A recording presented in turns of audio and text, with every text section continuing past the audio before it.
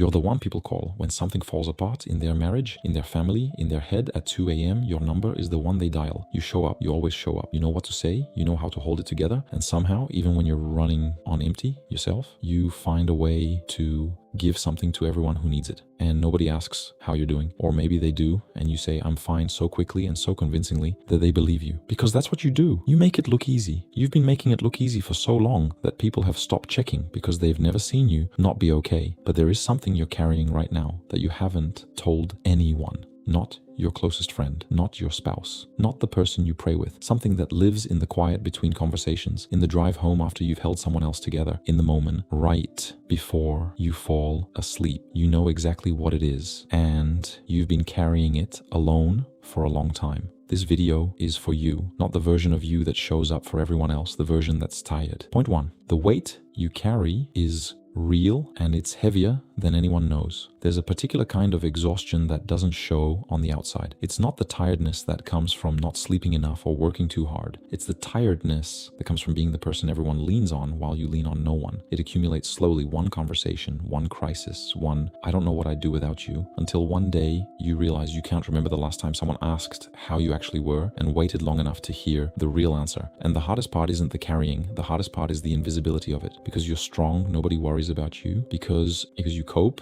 nobody checks. The very thing that makes you reliable, your ability to hold it together, becomes the thing that makes you invisible in your own exhaustion. Elijah understood this. After fire from heaven, a nation brought back to God, he collapsed under a tree in 1 Kings 19:4 and said, I have had enough, Lord, take my life. This is not a man who was spiritually weak. This is a man who had been strong for too long. In verse 5, an angel touched him and said, get up and eat. The journey is too much for you. God's first response to Elijah's exhaustion was not a sermon. It was a meal and a rest. What this means for you right now. The exhaustion you feel is not a sign that your faith is failing. It's not a sign that you're doing something wrong. It's a sign that you've been carrying something that was never meant to be carried alone for longer than any one person should. God saw Elijah under that tree. He sees you right now, not the strong version you show everyone else, the tired one. And his first instinct is not to correct you. It's to say the journey is too much for you. Let me take it. Point 2. You were never meant to be everyone's everything. At some point, being the strong one stopped being something you chose and became something you simply were. It happened gradually. You were reliable, so people relied on you. You were stable, so people leaned. You were available, so people called. And somewhere in that process, the role became the identity. You stopped being a person who was strong and became the strong one. The distinction matters more than it sounds, because the strong one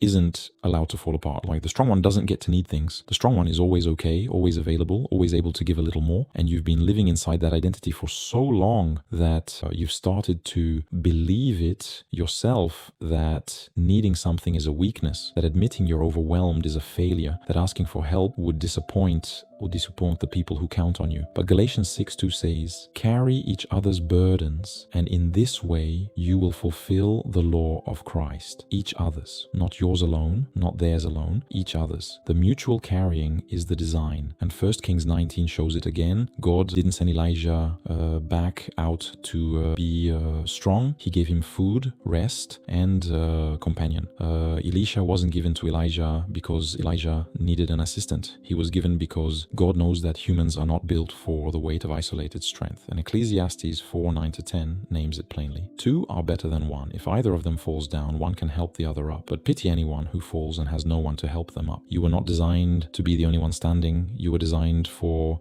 mutual holding, giving and receiving, strong and vulnerable, carrying and being carried. What this means for you right now, the fact that you've been everyone's person, doesn't mean you have to keep being everyone's person alone. The role you've been living wasn't the full design. It was half of it. You were meant to give and to receive. The part where you let someone else carry something for you, there's not weakness. And that's the other half of what you were made for. Point 3, the thing you haven't said to anyone, God already knows it. There is something specific you're holding, not just general exhaustion, something specific. A fear you haven't named out loud, a grief you've been managing alone, a doubt that would surprise the people who look up to you, a hurt that happened a long time ago that you packed away because someone else needed you, and you never went back for it. You know what it is. You've known for a while, and there's a reason you haven't said it. Maybe you don't want to burden people who already lean on you. Maybe you've been strong for so long that vulnerability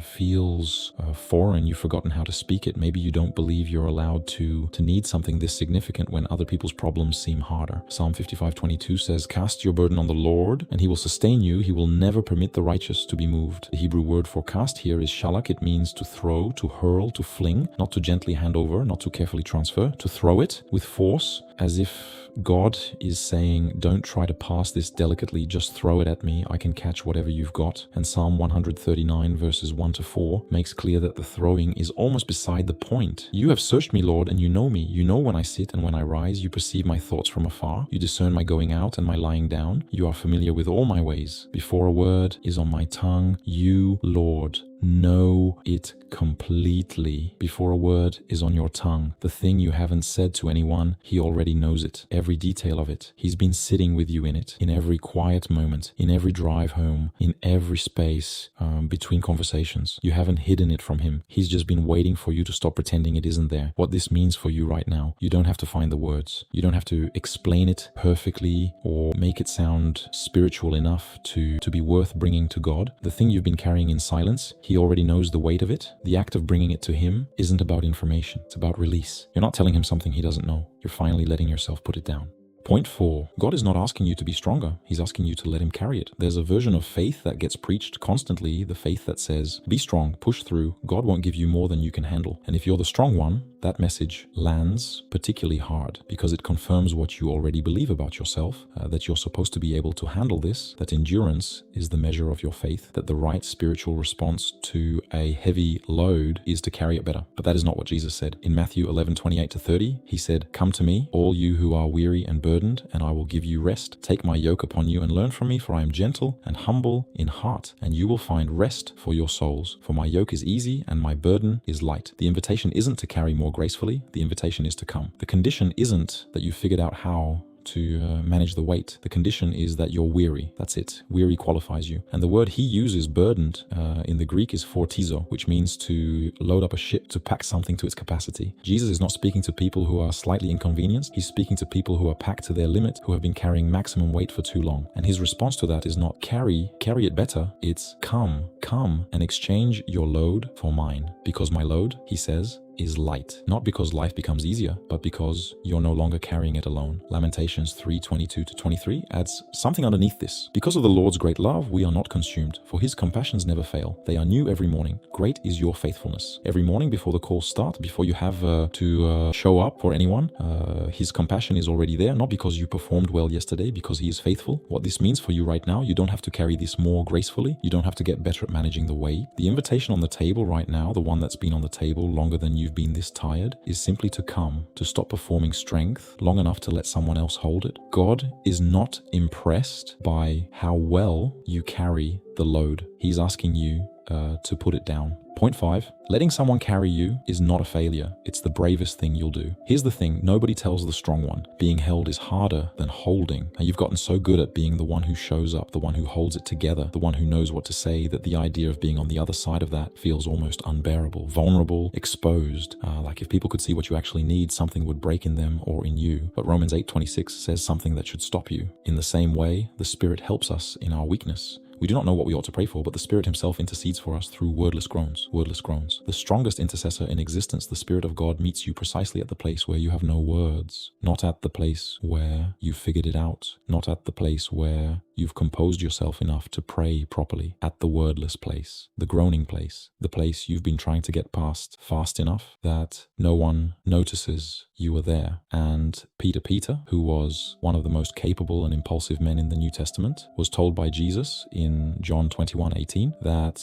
there would come a time when someone else would dress him and carry him where he didn't want to go. Even the most capable ones end up being carried, not as failure, as part of the journey. 1 Peter 5:7 says, cast all your anxiety on him because he cares for you. All of it, not the spiritually presentable parts, not the ones that seem significant enough to bring to God. All of it. The small exhaustion and the deep grief, the petty resentment and the real fear, the thing you're embarrassed about and the thing you've never named. All of it, because he cares. Not because you've earned the right to need him, because he cares. What this means for you right now, the most courageous thing you can do right now isn't to keep going. It's to stop, to let someone see what you're actually carrying, to say to God first, maybe to one person you trust, I am tired. I have been carrying this alone and I need help. That sentence might be the bravest thing you say this year. You've been strong for everyone. And underneath that strength, there is something real and heavy and human that has been waiting for someone to ask, for permission to exist, for a place to finally be put down. God is not asking you to be stronger. He is asking you to come. Weary, burdened, out of words, full of the thing you haven't said to anyone, come, because his compassion is new this morning. And it was there before you had to be strong for anyone today. Before you go, leave a comment with this. What are you carrying